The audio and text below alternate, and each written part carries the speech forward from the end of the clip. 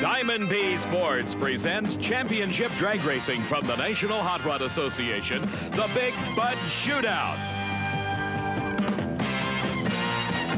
Featuring a showdown between 8 of the finest fiberglass-bodied funny cars, driven by 8 of the best drivers in the world. They thread the needle through the quarter mile at speeds topping 260 miles an hour with elapsed times of less than 6 seconds. Welcome to Indianapolis Raceway Park in Indianapolis, Indiana, the largest drag racing facility in the world for the richest drag race in the world, the 3rd annual Big Bud Shootout. It was at the first shootout that Frank Hawley, soon to become world champion and driver of the famed Chi-Town Hustler, defeated one of the true legends of this sport when in the far lane he outran Don Prudhomme for victory.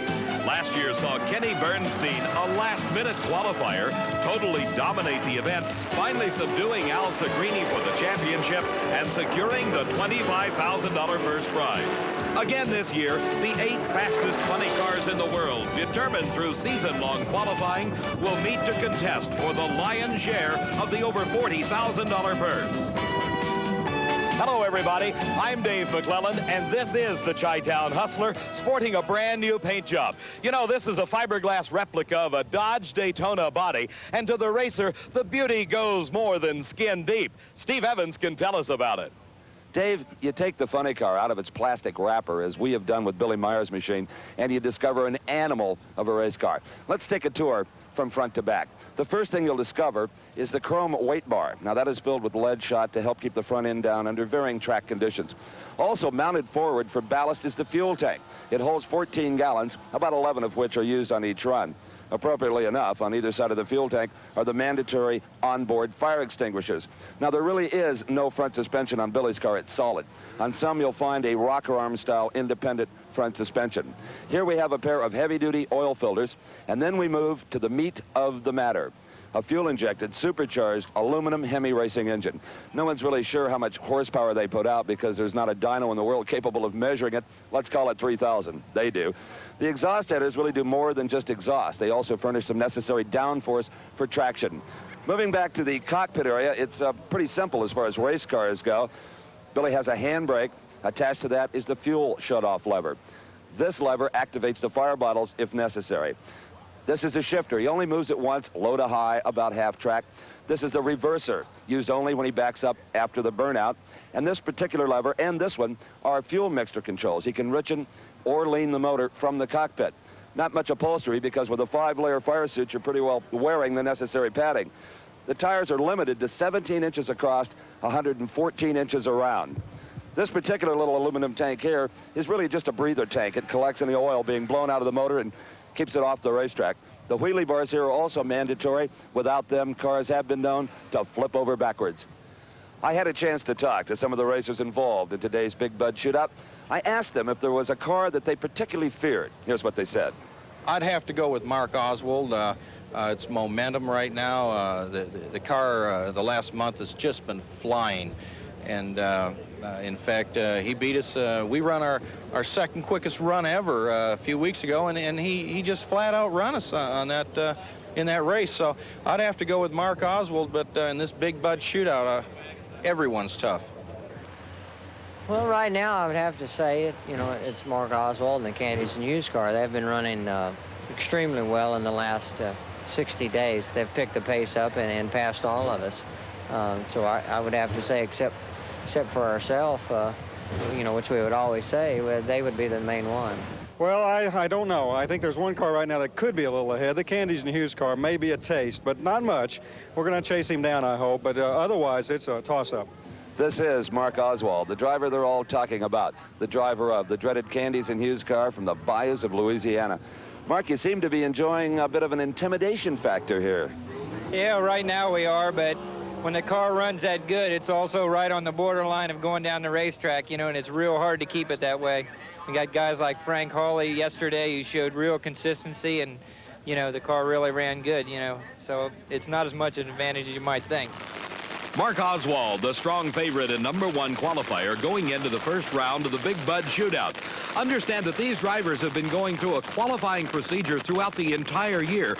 Based upon their qualifying position at NHRA national events, they earned the points that gave them the right to compete in this $44,000 Big Bud Shootout. In NHRA style racing, the #1 qualifier races #5. #2 races #6.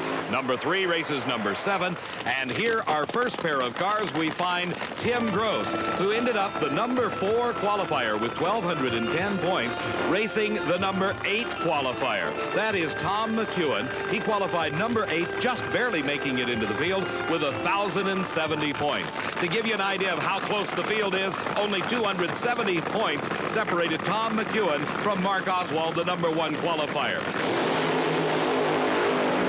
There's the reason why the qualifying was so close. Look at this race. Tom McEwen in the far lane, just barely pulling ahead of Tim Gross at the finish. His elapsed time, 5.89 seconds. His speed at the finish line, 254 miles an hour. Side by side, both cars launch off the starting line as if they are one. From a standing start, they cover 1,320 feet down this racing surface.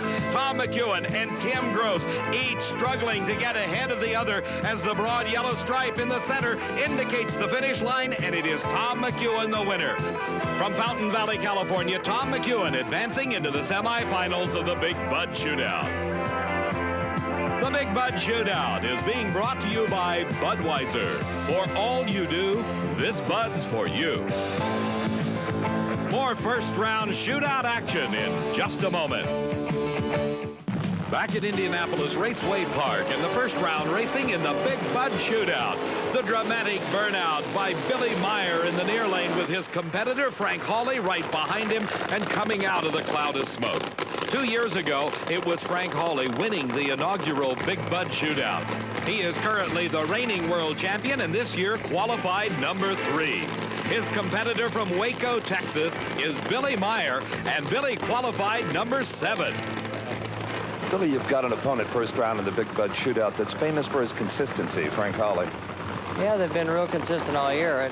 Over the last 3 years, they've been quite consistent. I guess our main thing here is that the consistency that they have had is about 1/10 off of the pace we've been able to perform at this year, so hopefully it stays that way. Billy Meyer's level of performance has been improving at practically every event this season. For Frank Hawley, his qualifying this year has been exceptionally good, thus his #3 spot here in the Big Bud Shootout, but the level of consistency has fallen off somewhat in NHRA national event competition. But that doesn't appear to be the case in this race. Frank Hawley stretching his lead over Billy Meyer by 2 car lengths at the finish line. 5.81 seconds his elapsed time. His speed a fine 250 miles an hour. Frank Hawley, the first ever winner of the Big Bud Shootout, advancing into the semifinals. This is the man all of drag racing was talking about last year. In the course of 3 short weeks, Kenny Bernstein won 3 major NHRA national event titles, including the Big Bud Shootout, and in the process garnered over $100,000 in cash, a never-before accomplished feat in the sport of championship drag racing. He had his problems qualifying for last year's Big Bud Shootout. That's not the case this year. Kenny Bernstein, as the defending champion, comes in a very strong #2 position. He is racing against Dale Puldy. Puldy qualified in the #7 spot, but bear in mind all 8 cars are very closely bunched in this field. Let's go down to Steve with Frank Hawley. Frank Hawley, who tasted victory in the inaugural Big Bud Shootout 2 years ago. That's 1 down. Well, we were concerned about Billy, and we always just try and take it 1 round at a time. I think the car run pretty well. And just like a couple years ago, I don't even know who run the next round. Is the track good enough where you can keep the pedal down all the way, the full quarter mile? That run we did, but we had softened it up. When we had qualified, the track was a little loose. I had to lift a bit, but it did run very well. That time we softened it up, and maybe we softened it a little too much, but 581. maybe that's a little too much. We'll find out. We'll watch the rest of the competition. Okay, Frank. Going into the semifinals as Chi-Town Hustler. A very personable Frank Hawley waiting for his crew to come take him back to the pits to prepare for the semifinals. Kenny Bernstein in the near lane, by virtue of his qualifying position, has the lane choice, and he selects the lane nearest the camera. Bernstein, based in Dallas, Texas, one of those famed Texas Thunder nitro-burning funny cars.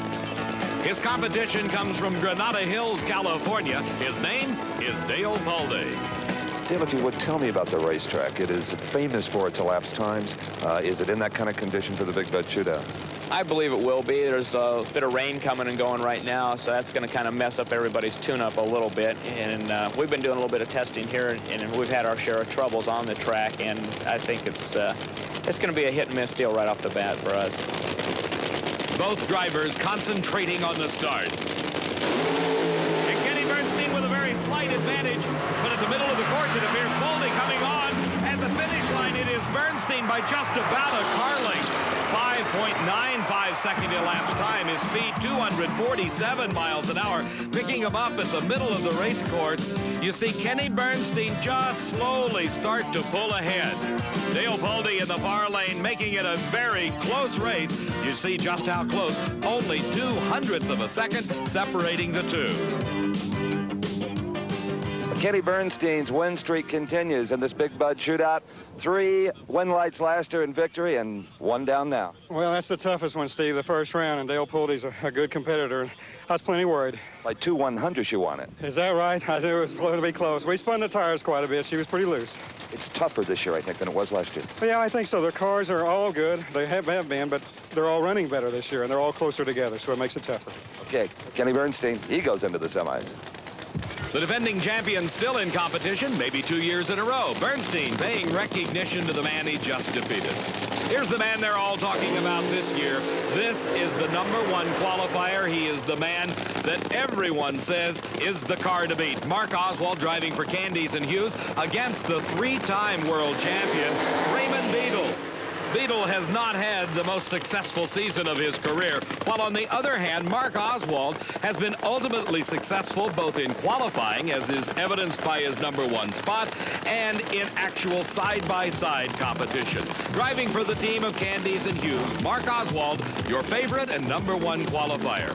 For Raymond Beadle, the #5 qualifier, but obvious underdog, you have to wonder what his strategy is. Our car, I think, can run equally as well. They've run quicker than we have. The best our cars ever runs have been low 70s, 71 or 72, but we think the car's capable of running in the 60s, and one thing about it, you know where you stand, so you got to go for it first round.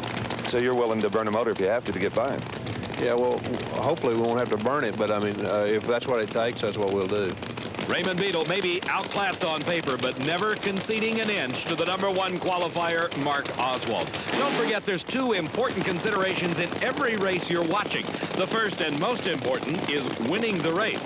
The secondary consideration is the elapsed time, because the racer with the lower elapsed time of the pair in the next round has the lane choice, gets to run in the preferred lane that he selects. So keep that in mind in every race. The elapsed time, very important to these racers. Mark Oswald in the near lane. In the far lane, Raymond Beadle. What a start for Beadle. Oswald goes up in smoke, and it is Beadle pulling ahead. A tremendous run for Beadle, and what an upset. The man they feared most down to defeat the Blue Max crew, congratulating each other. Look at the elapsed time, 5.75 seconds. Beadle slowing the Blue Max car to a stop as the shroud line flailing in the air. We watch again as Beadle and Oswald move almost together off the starting line, but then things go sour for Mark Oswald.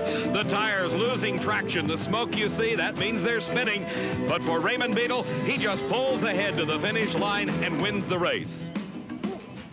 Well, for Mark Oswald, who, as you heard earlier, many of the drivers had picked to go all the way here, is out in this first round of competition as Raymond Beadle steps up with a shocking 5.75 elapsed time. Mark Oswald trying to remove that carbon fiber helmet, and unfortunately we won't see him smile too much.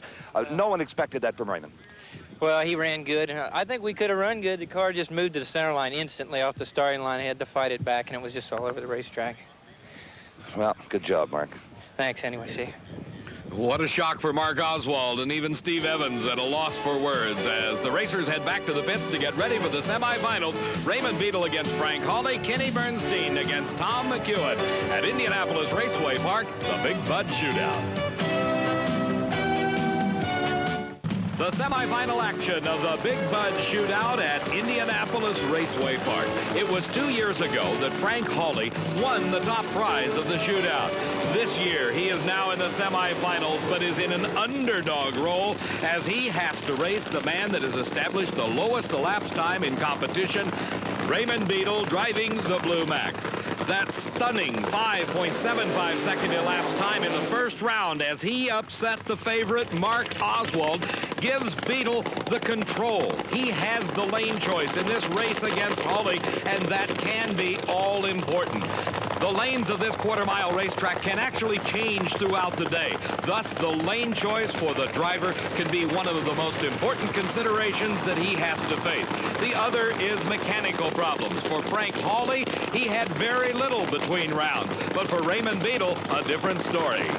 Raymond, the Blue Max was trailing some oil on the return road headed back to the pit area. Everything okay? Yeah, everything's fine. Everyone thought that maybe we'd hurt a rod or something. What happened, the chute didn't come out down there in the car. The track's a little rough on the other end. The car got to bouncing real bad.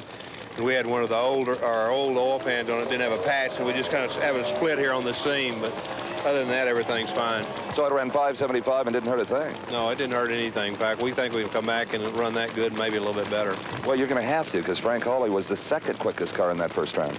Yeah, well, when we went into this thing, we knew we didn't have lane choice first round. We were running the quickest car of the whole deal, and we were the quickest car of the event because he had run a 69. The best we'd have run was a 92. We knew the car ran pretty well yesterday. It broke a rock arm. However, we did break another rock arm on that 75 run, so we know we got a little bit left. All the work is over, and it is now up to both drivers. Raymond Beadle in the Blue Max, Frank Hawley in the Chi-Town Hustler. The concentration level extremely high at this point. These drivers thinking about one thing only, getting a good start, getting the car off the starting line and down that racetrack as quick as possible. Raymond Beadle losing traction right off the start for Frank Hawley. Another great run. He crosses the finish line, and look at the elapsed time. 5.81 seconds. That consistency that you strive for is there. The happy crew reflecting the joy of the Chi-Town Hustler folks as they're in the finals. Look over in the far lane, the blue car. Raymond Beadle loses traction instantly off the starting line. Already, the crew for the Chi-Town Hustler is reacting as Frank Hawley heads to the finish line. For the second time in 3 years, Frank Hawley goes into the final round of the Big Bud Shootout, 581. Well, that's our game plan, isn't it? 82-81. I think that can do it. Might be an interesting story here if Kenny Bernstein wins this round, and you'll have your two previous winners in the final round. Did you have to drive with a soft touch there, Frank, or hammer down? No, I mean, we've been softening the car up a little bit like I guess you should, rather than rely on the driver. We just floored it. It rattled somewhat, shifted the car, and sailed across the finish line. Let's go back to the starting line and see if indeed Kenny Bernstein will be your final round opponent. Steve, back at the line, it's Tom McEwen that will be trying to prevent Kenny Bernstein from becoming the first ever two-time Big Bud Shootout champion. But McEwen's got to be thinking about one thing. He has the lane choice. He took the far lane, but he watched Raymond Beadle, the quickest car in competition today, go up in smoke right in front of him. Bernstein, on the other hand, watched Frank Hawley lay down a picture-perfect 5.81 second elapsed time. Tom McEwen in the far lane, the defending champion, Kenny Bernstein in the near lane, the winner to face Frank Hawley. A great start for both cars. It is McEwen beginning to pull ahead at the finish line by a car length. Tom McEwen wins the race and goes into the Big Bud Shootout finals against Frank Hawley. 5.84 seconds. The lane choice in the final will be Frank Hawley's, but this race going to Tom McEwen. This is an exact opposite of the race you just saw between Frank Hawley and Raymond Beadle. Tom McEwen not bothered at all about loss of traction. His main concern was getting to the finish line ahead of the defending champion, Kenny Bernstein. For the longtime veteran McEwen, a big win. Dave, another round of the Big Bud Shootout where neither driver was sure if he'd won or lost. Tom McEwen, you won. You're in the final. Thank you. You know what the time was? 584. 584. Not bad. Not bad at all, and you're looking sharp on the starting line. Oh, man. Yeah, I left pretty good, I thought, that time. Well, you know, it's funny what money will do for guys. Nice carrot out there, huh? Yes, sir, thank you. Okay, Tom McEwen and Frank Hawley. The final set for the Big Bud Shootout, it is McEwen against Hawley, with Frank Hawley having lane choice. The final of the Big Bud Shootout. $25,000 riding on this single race between two cars. In the near lane, it is Frank Hawley. He won this race 2 years ago. Tom McEwen in the far lane. The man that has been around the sport for over 2 decades, running better this year than ever before. Working his way into the finals from the number 8 qualifying position, just barely making the program. In fact, he was tied with Ed the Ace McCulloch for the number 8 spot, but by virtue of earning his points earlier, it was McEwen into the 8-car field rather than McCulloch. All the work is completed, all the effort of the crew finished. Now it rides solely on the driver. And it's Frank Hawley up in smoke, and look at McEwen go. $25,000 to Tom McEwen, 5.82 seconds, your Big Bud champion, and 260 miles an hour. Mr. Consistency, Frank Hawley lost it all right here. The car losing traction, going up in smoke. He gives the win automatically to Tom McEwen. But on this run, McEwen thunders across that finish line at 260 miles an hour to become the Big Bud champion. And how important is a win like this? Just look at the disappointment on the face of Frank Hawley, the runner-up. Let's go to Steve with Tom McEwen. Your crew did a marvelous job. At 260 mile an hour speeds, they are rarely seen. Yeah, my crew is just great. I don't say about them. My help is good. My sponsors are great. You know, I'm driving pretty good for an old man this year. And, you know, what can I say? I'm real happy. And the course people, I'll tell you, I want to thank Budweiser for putting this race on and taking a chance that another beer company could rain on their parade. They're a class bunch. My hat's off to them. And, you know, you Budweiser people buy the beer, and hats off to you. And our congratulations to you, Tom McEwen, the Big Bud Shootout champion. The Big Bud Shootout was brought to you by Budweiser, the king of beers. Reach for that distinctively clean, crisp taste that says Budweiser. For all you do, this Bud's for you. The Big Bud Shootout has been a presentation